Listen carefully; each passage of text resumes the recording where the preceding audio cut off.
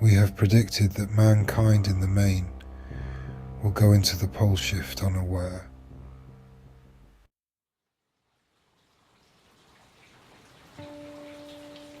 Most of the world has no access to the media or the internet and relies on the senses of seers within their culture or their own intuition.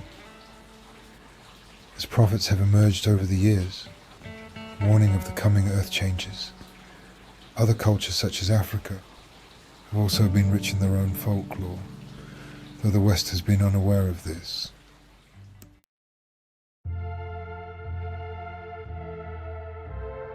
The Indians of South America, the tribes of Borneo, the Australian Aborigines, all have their seers and prophets of old.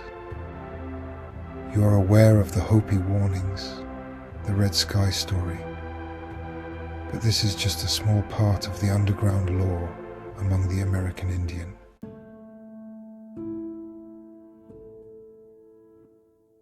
Most hearing at this time, or even in the recent past, about the coming changes are not planning any action at all.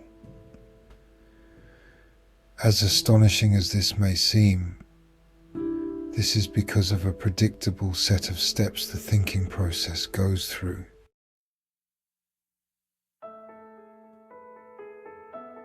The first thought is that action should be taken. This requires health, resources and teammates. Should the individuals have this, in youth, energy, the ability to travel and others of like mind, they make plans.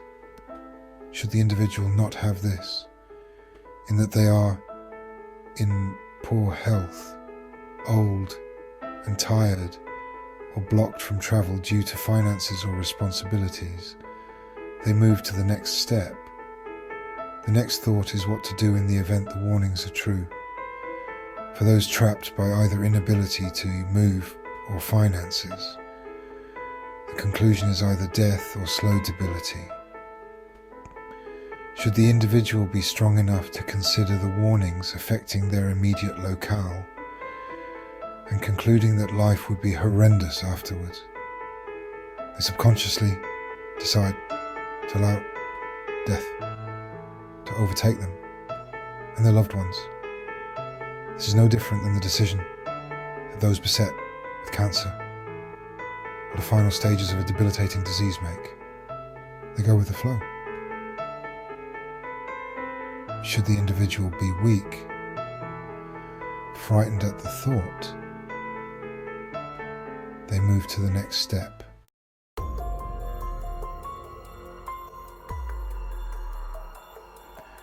The next step is denial, and this takes many forms. Denial is usually loudly shouting down the offending message or ignoring it. In any case, it is put aside.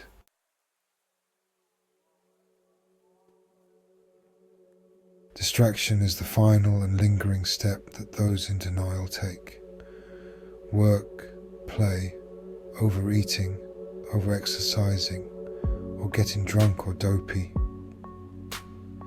Taking up religions, deciding that saving the local songbirds is the most important thing that one could be involved in. Whatever can consume the consciousness.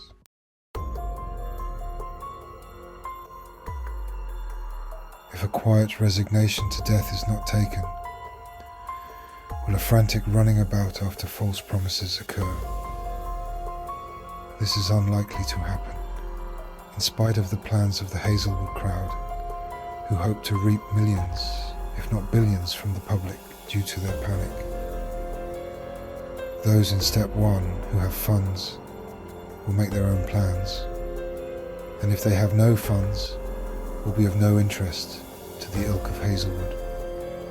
Those in step two who have decided that nothing much can be done and they must resign themselves to the inevitable will not send Hazelwood funds,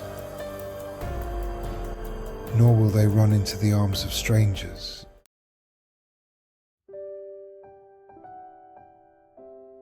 They will, if they have religion or poetry in their lives, rely on this heavily. Music and poetry may have a renaissance, an upsurge, as adoption of orphans and the underprivileged. Love may have a blooming going into the shift, as it ought, those with great love in their hearts, responding to the realization that little else matters.